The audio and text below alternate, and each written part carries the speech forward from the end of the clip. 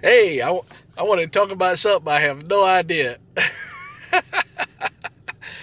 Just you just hear people talking, and I ain't got no idea, but I figured I'd talk about it because it'd probably be funny.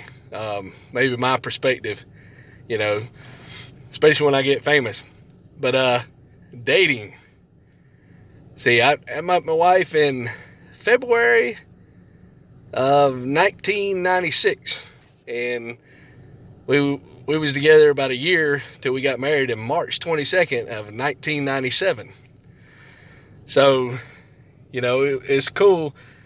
And I hadn't dated anybody in, how long has that been? This is 2021, so I guess it's been almost 20, it's been 25 years because I didn't date nobody while I was dating my wife. So it's kind of crazy. But then you hear, like I heard some guy asked me how I was doing, and then he was talking to another person that come up, talked to him, and then the dance of dating is crazy.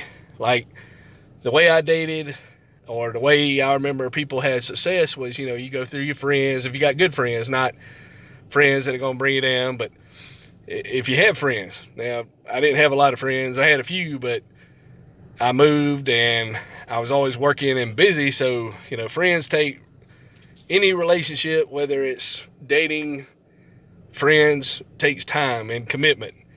Like a job, you have to work the job or you won't have it. So it's any way with a relationship. So long distance relationships, or you try to date somebody 300 miles away, it's not gonna work. Now it might be interesting, but it's not gonna work. When I was young, I remember uh, this girl wanted to get with me because I was in with the older guys, and I was like her way in to give her a reference. So if it worked out good with me, then the other guys would like want to date her, but she never dated them. I guess she realized they were jerks. And we was only went together 3 weeks, and I thought I was in love. That was my first little girlfriend when I was in ninth grade, and then I didn't date anybody the whole time I was in high school, and I was scared to date the younger girls. And I did finally find somebody. I'd go see my buddy that lived close to the area, but I moved 100 miles away. And it's hard to date somebody if you don't live close. And then when you don't have a house, it's hard to have a serious relationship when you live at home, and but you get your own place, and then you start managing money, and then it's hard to go do things. And if they just want to go out all the time, so finding somebody that's equally compatible with you, somebody that likes to do, and it's best to have a good friend because communication is the key. But you don't want to be scared to talk. You don't want to be walk on eggshells. You want to be able to talk about what you can and be honest with each other. So like somebody needs to buy something, you both got your own money. You could either have your own money. If both of you work, you can contribute to a budget, and one person's going to have to be kind of in charge, but the other person needs to be able to see it.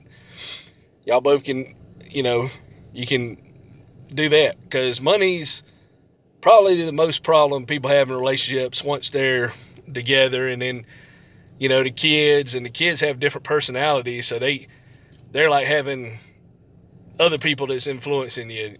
So if it's just you and that's all you need, then you're good. But relationships are real tricky. I have no idea what they do these days.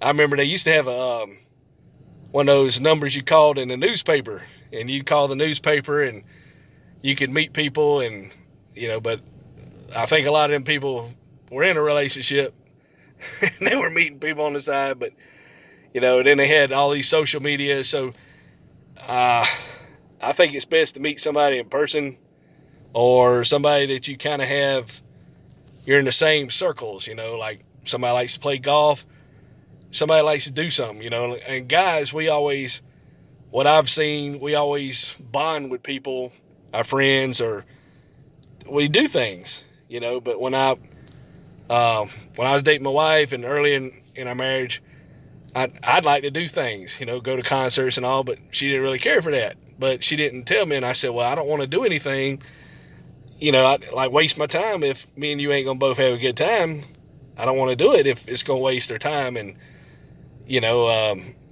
so I was willing to sacrifice some of the things I want to do so she would be happy with me and not just be miserable out of her mind, or I'd be miserable about her being miserable.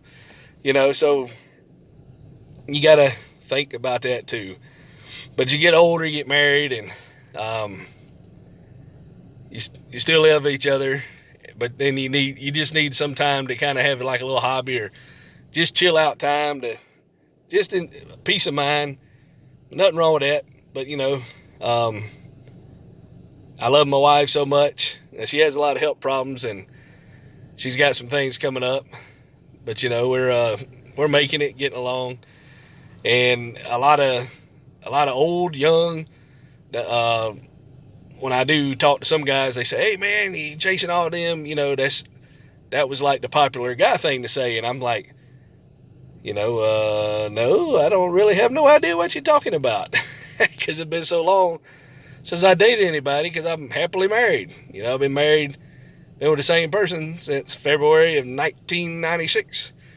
So, a long time, and all the jobs have come and gone, and I'm still with them. And even though I might be getting a new job, and I told her they don't let me off, she said, well, if I'm in a hospital and it's life and death, you better get off. So I might not have a new job long. Hopefully I will.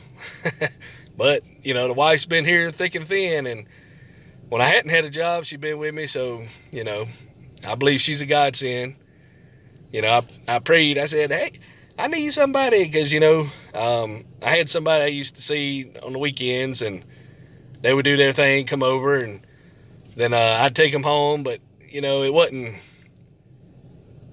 wasn't a true connection of the heart. So, if, when you're married and you have somebody you can talk to and you trust, and if you fall in the bathtub, or if you put two inner tubes around you and you go on a family vacation and you flip over, and they love you so much, say, you ain't leaving me yet, and they pull you up, and so you can have the breath of life and not die, that's a keeper.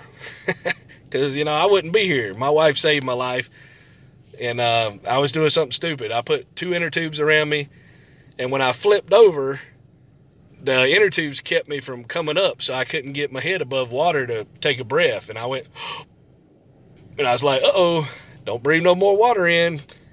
And she picked me up, and then I coughed it out, and I was able to get oxygen. My daughter just looked at me panicking. But it's a little lazy river, and I was bouncing. I had the waves going over the sides. And I went around like 2 times, and when I went around the 3rd time, the current caught me where you come in off the steps. And then it flipped me over, and my wife said, you ain't leaving me, to the rescue. So Superwoman saved me, and so, I owe her my life, literally. So she loved me enough to keep me around for a little while. So, anybody does that, that's a keeper.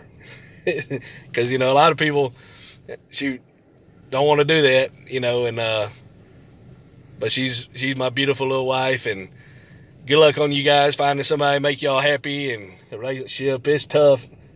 I would not dream of getting back in that again if I had to, because I think I'd just sleep all the time, work, and watch TV or something, maybe play with the dog. I don't think I'd get married again if I didn't have my wife. She's the only one. And, I've only been married one time. And so, you guys, I admire y'all trying to date. When you're dating around, a lot of people date different people. But I remember the first time I went to college, I wasn't ready. And it was, everybody would tell me this, dating. Never date nobody you wouldn't consider to marry. And I was like, well, what about if you're lonely and you want to date somebody, but you don't like them, So remember that, don't date somebody that you don't want to have you don't, you want to date them like 2 or 3 more times or a lot. So, if you can't stand them while you're trying to go out with them, it's probably not a good idea to waste all that time and energy. But I just thought I'd share that because I heard this guy talking, and he was asking this lady, and they were doing the social dance, which I guess they call it game. They got game. I ain't got no game, but I'm just me. I not always be in the friend zone anyway. But he was talking, and they were asking each other, and then she said something about, "Well, I got bills," and he was like, "Uh-oh," because he's thinking, "Well, this lady wants a lot of money from me." So it was all about money before they were being nice. They hadn't even started talking, and they just kind of had pleasantries and talked real nice, and then they parted company, and like the guy ran as fast as he could from her. So I thought that was kind of funny. Well, I got bills. And he said, I got bills too. So just be careful out there dating, and just do your diligence, and appreciate you watching. And don't forget to subscribe, share, give a likes up. Some kind of algorithm, it helps with the computers and artificial intelligence to rate my videos, and more people get to see them, get a good laugh. So talk to you later. Stay cool.